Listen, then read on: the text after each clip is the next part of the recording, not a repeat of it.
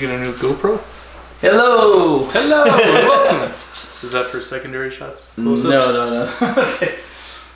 That's a gift my mother got me for Christmas. Oh. You're supposed to put it in your car and film everything or something. Oh, yeah. Insurance camp. Very important. Not a fan. Very important. Hello.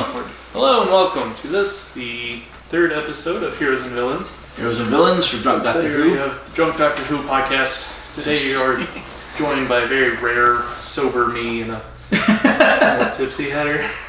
Not yet. What have you been drinking? Magna Flame, yeah. Alright. Because life's too short. So work for bad tasting alcohol. And I've been drinking water. Alright. Today is January 4th of 2021. Yay, we're out of 2020. Happy New Year. Hooray, Happy New Year. Thank God. Screw you, 2020. That's not the line. No, but we're not saying that line. Alright. Oh, yeah. Okay, so this is we're gonna age appropriate. Yeah, okay, so we do these Heroes and Villains on particular Mondays when we still want to get together and do something, but one of us doesn't want to drink, or both of us don't want to drink. It was just New Year's, so... Yeah, he got a little bit wasted on New Year's, so... And we had our movie night. Yes, so we do that when we want to have a movie night, and we watched Bad Moms. Bad Moms. A lot of fun. Great movie. Great movie. Now you need to scratch off the list. I do. Because I told him about that the other day, and I was like, you gotta see this movie, it's great. And the sequel, we got Bad Moms Christmas, also a lot of fun. We'll watch that. We have a couple of sequels subsequently. to catch up on. Well, yeah, I mean, we added a bunch of them the other day. Okay, so anyway, these are shorter podcasts. If you have not watched the previous ones of these, I watched the first Doctor. I still need to watch Susan. Yeah. And we talk about the character, be it the hero, the villain, the doctor, the companion, or his enemies, or whatever, at length just for that specific character. Now, Barbara is for this episode, and we'll probably do Ian right afterwards. Mm-hmm. Benefit of the shorter episodes, we can do multiples all at the same time. And there's sort of a package deal, but I think we need to address them individually. So they each get their own episode, so we can talk about them specifically more comprehensively. Because if we did them both together, it'd probably be a 2-hour episode anyway. Oh. Yeah. But Barbara is one of the original companions with the first Doctor. Mm-hmm. Shows up in episode 1 in Unearthly Child. Mm-hmm. And she's a school teacher at Coal Hill School. She's the history teacher? Or chemistry. One's chemistry and one's history, right? Let's see. I think Ian was the Ian's chemistry, and I believe she is history. Which is great because it comes really well into play later on, especially for the Aztecs, which is actually one of her best serials. Yeah. The ones where she's really good, also, specifically. I think she had a line about her history background with Marco Polo. Mm-hmm. Yeah. So we have the Doctor, and he doesn't really have control over the TARDIS as well as he'd like to when traveling. Mm-hmm. And they'd always show up in these different places, and they're like, "Are we home? Where is this?" Yeah. And then, if it was a historical, it's usually Barbara who, or the Doctor. The Doctor would oftentimes figure out, where they were. Right, because especially with the first Doctor, they really wanted to push the historicals to teach the kids about history. Mm-hmm. That sort of goes away during the second Doctor. Or was it the end of the first Doctor? Let's see. No, during the second Doctor, because the Highlanders was the second Doctor serial, and then after that, it pretty much was straight science fiction for a long time. Yeah, he had Troughton had a couple of historicals, like the Smugglers, or not the Smugglers. Oh, the Smugglers was the first Doctor. No, I am thinking of the Highlanders. The Highlanders, yeah, the Highlanders. Was that his only historical? That was the last pure historical for a long time. There is one later on, and when I mean historical, pure historical, right. There's not a science fiction element to it. Uh-huh. So you go and you see Marco Polo, and the Doctor and the companions have the TARDIS, and their science fiction, but there's no other science fiction going on, right. You know? The Gunslingers. That was also the first Doctor. That was? Remember, because they thought he was Why Doc did I think Holliday. that was Troughton? Yeah. No. The last I'm one trying to think of. was the Highlanders, Mhm. and then there was one in the Fifth Doctor. Okay. There was a pure historical in the Fifth Doctor, Mhm. and then you don't have one for a long time, Troughton, and then I think it's Black Orchid is the name of it, and then you don't have one for a long time, and then they finally, I think, if I remember correctly, they have one in the modern stuff. Yeah, they brought it back. Is it just like a one-off? Yeah, but the problem is that the vast majority of the historicals still have a sci-fi element. Mhm. There's very few of them that don't. Just a thing of it. Gotcha. But anyway, so Barbara, female single school teacher, she and Ian, another school teacher, in the first episode are talking about how amazing Susan is and how she knows things that can't really be known yet. Right. And they get interested and they go into the TARDIS. And she's there for 77 episodes, which is... A lot. It is a lot. It's one of the higher numbers for a companion. And they come in an unearthly child, and they end up leaving together in the Chase, the 16th serial. So she's there for 16 serials.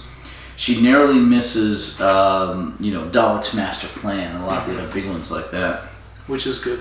Because they probably would have died. 2 companions die in a 12-episode serial. But you know that if you've watched us covering it. Okay. She starts out,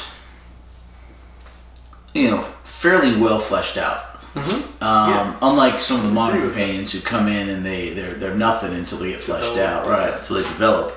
Especially some of the male companions in Modern Who. But she starts out fairly well fleshed out, but she gets even better as it goes along. In the historicals especially. She's decently good in Marco Polo, but she's really good in the Aztecs. Because in the Aztecs, she was wearing that bracelet that made them think she was a god. She develops, the and personality of the... Right, she's really coming out as a character and as an individual.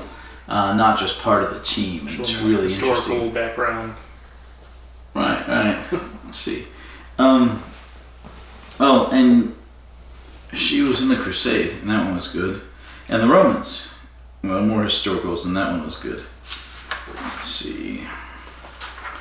Alright. And then eventually she and Ian leave at the end of the Chase. They finally get back home, although it's a couple years later.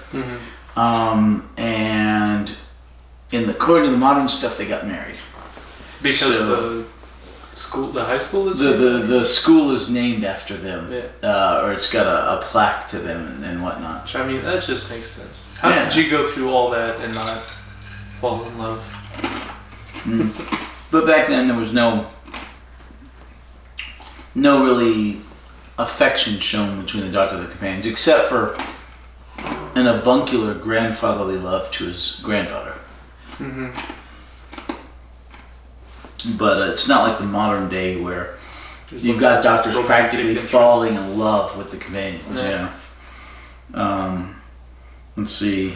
So the serials she was in was Unearthly Child, The Daleks, Age of Destruction, Marco Polo, Keys of Marinus, The Aztecs, The Censorites, The Reign of Terror, Planet of Giants, Dalek Invasion of Earth, The Rescue, The Romans, The Web Planet, The Crusade, The Space Museum, and finally The Chase.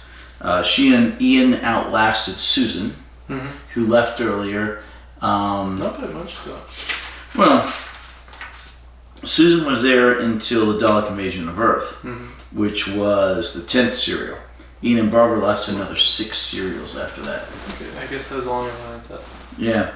And remember they picked up Vicky in the 11th serial, The Rescue, which was the whole thing was to get another young lady into the TARDIS to replace to be able to utilize the scripts that called for a young lady they'd already written for Susan. Makes sense. Cool. All right. Anything to say about Barbara?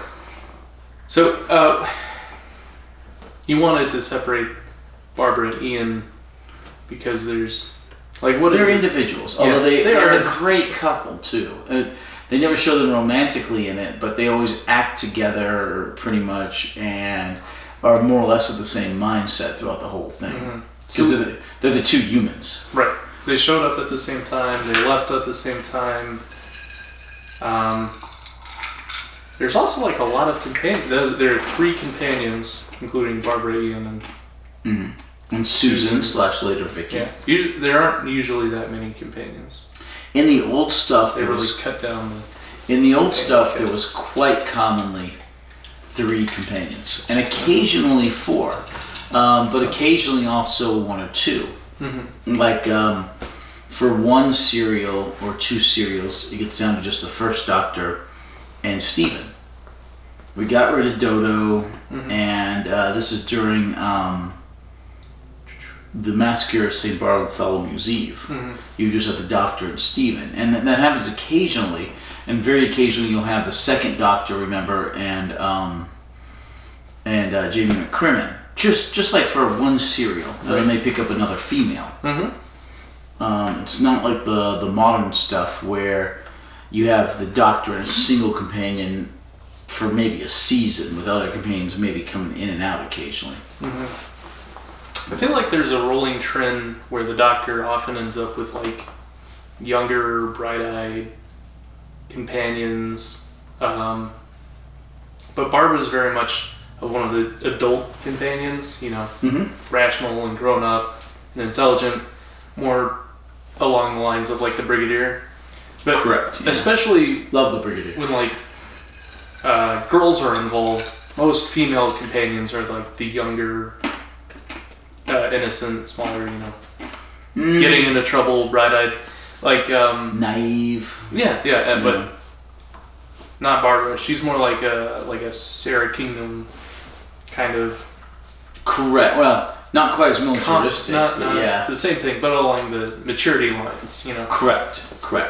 Most of the Doctor's companions throughout the history of the show, the entirety, a lot of them are young females. He almost never rides in the TARDIS with an older female. They're generally going to be 30s or less. Barbara, 30, 35 maybe? So she's right in that category. But a lot of them are in the 20s and occasionally even teens, like Susan or Vicky or Victoria or any of them. Right. But it's usually going to be, if you're down to 1 companion, with the short exceptions of like the Doctor and Stephen or the Doctor and Jamie, most of the time it's a Doctor and a young female companion. You'll see later on that we have some of those. Most notably starting with the 3rd Doctor, which we were already in. You have, who's the first one the 3rd Doctor has? The 3rd Doctor. When he has a single companion, it's always a female. Currently, it's Jo Grant, but who was the one before Jo? Let's see. I get her confused with Jo Grant a lot. Well, she's only there for the 1 season, and the actress left for familiar reasons. Elizabeth Shaw. Yeah. Now the Brigadier is always there as well, but for that season it's kind of weird because they don't travel in the TARDIS. I got confused because I started writing movies down on the companion list. But Jo Grant travels along with the Doctor even when the Brigadier isn't there. She travels with him alone. Yeah. And the last couple of serials we've done, there's no Brigadier and there's no Sergeant Benton. It's just those 2. Does the Brigadier ever ride in the TARDIS? Yes, he does. Good to know. We'll get there eventually. It's awesome. The reason I feel like the girl companions are normally younger and more adventurous is because you have the Doctor, and the way he picks up those companions is either they stowed away or they lost their parents and he feels like he has to take care of them. Victoria stowed away, being like Dodo. Yeah, but with Barbara and Ian, they weren't so much out for adventure. They just kind of got shanghaied when they forced their way into the TARDIS as like a parental investigation. And soon you and I, in the main Drunk Doctor Who, are going to get to Sarah Jane Smith. That's your favorite? I've heard that name before. Yeah, she is considered one of the best companions, and she is one of my favorite. Red hair? I'm thinking of probably someone in the modern. No, for red hair, you're thinking in the modern stuff. That's going to be. Oh my gosh, how can I forget her name? Let's see.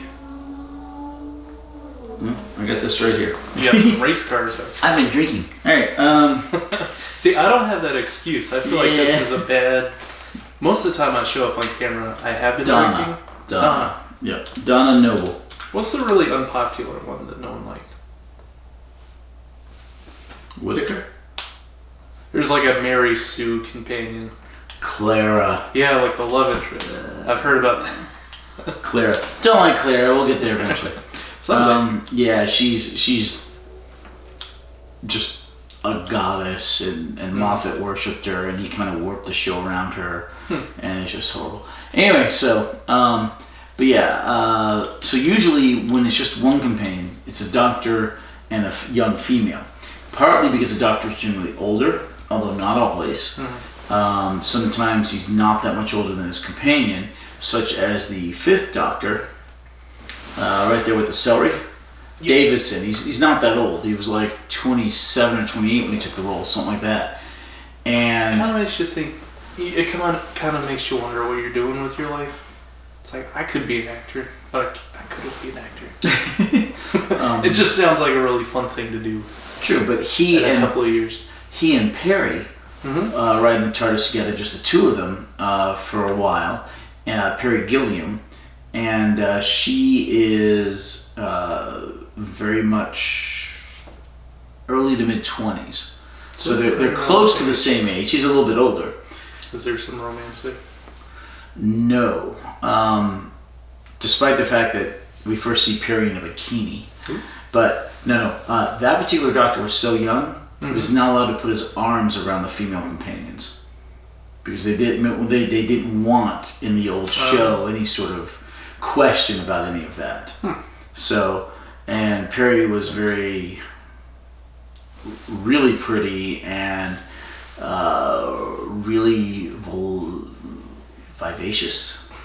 I'd say voluptuous, but that might fit a little too. But no, she was good looking. I mean, just flat out. But yeah, so there are a lot of times where it's the doctor and a young female, especially the doctor's older, because it provides a dichotomy where you've got this older male who has all the answers and the younger female who's asking the questions. And that works really well with the 3rd Doctor and the 4th Doctor with Sarah Jane, or for the 4th Doctor, Leela, other companions like that. Works really well with us. That's why we did that. Yeah. Am I vivacious? Oh, yeah, I shaved. Am I voluptuous? You're looking quite voluptuous. No, dang it. I don't think that means what you think it means. But no, I shaved off. I didn't want to be mistaken for Father Time 2020, taken out in the alley and shot. That's like a yearly tradition for you, isn't it? I get bored of having a beard, I shave. I get bored of shaving, I grow a beard. Start it's that fresh simple. On New Year's. Yeah. No, not quite. A lot of times it's for St. Valentine's Day. Or maybe my wife's birthday. But it's just whatever. Because when you grow a beard, you really grow a beard. Yeah, see the last video. Alright. It's like someone put some what do you call that? Play-Doh. They squeezed and it all came out here. You know those Play-Doh cannons? Yeah. Barbara. It's like, where's it all coming from? Alright. So Barbara, who's the showrunner for the first season? What's her name? Verity Lambert. Verity Lambert. I get her confused with Barbara because we were watching the docudrama, and she looked very much the same. That was the popular hairstyle they had. You call that like the big pump up here. But just personality-wise, like she stood up for herself. I'm like, is that supposed to be the actress that played Barbara? It was a big thing back then. The hair and all that, and in the '60s, the whole "I am woman, hear me roar" thing was really big, which is fine. I mean, well, the suffragette movement, but that was like in the 20s, 1920s. We have to talk about the 1920s now, because now we're in the 2020s. Yeah. 2020 and 2021. But that's fine. That's there was the bra burning and all that stuff back then, and it was a weird big thing. They wore the pointy bras.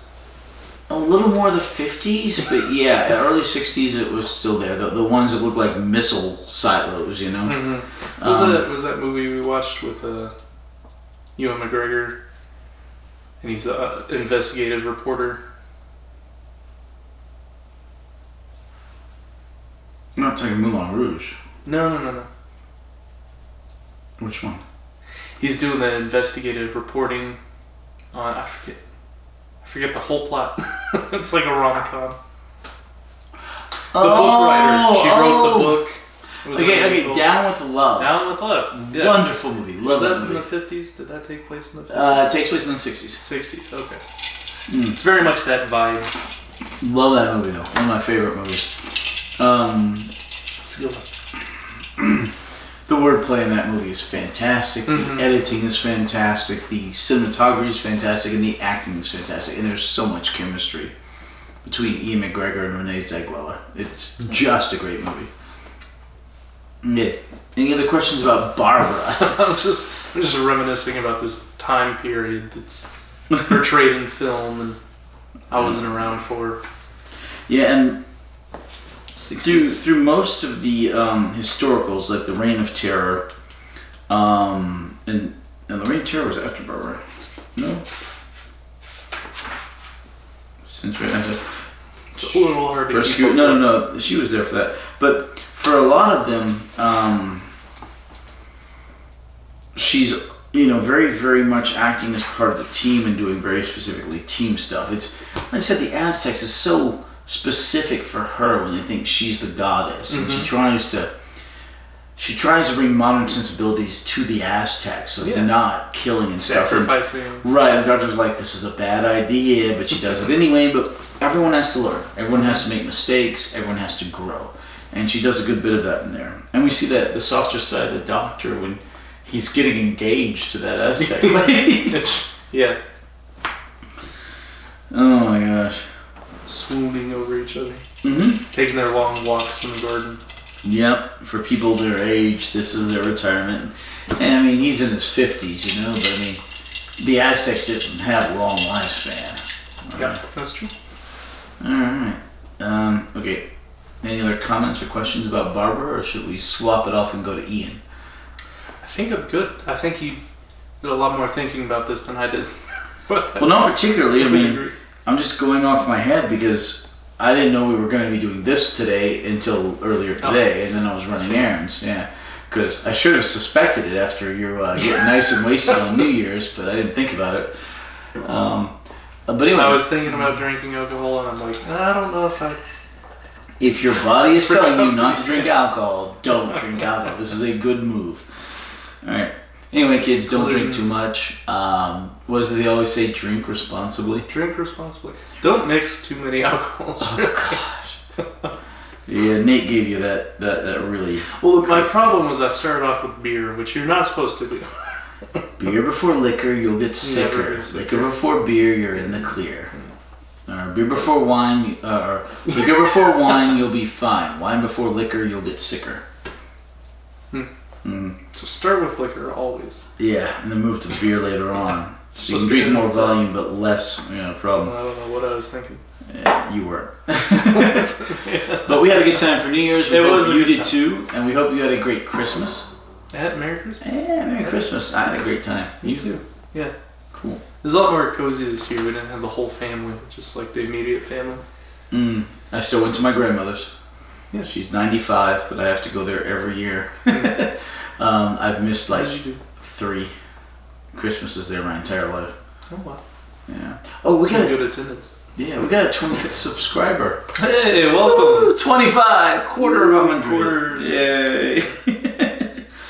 Somebody subscribed in the intermittent weeks, and hopefully they'll watch more videos. You have a lot to catch up on.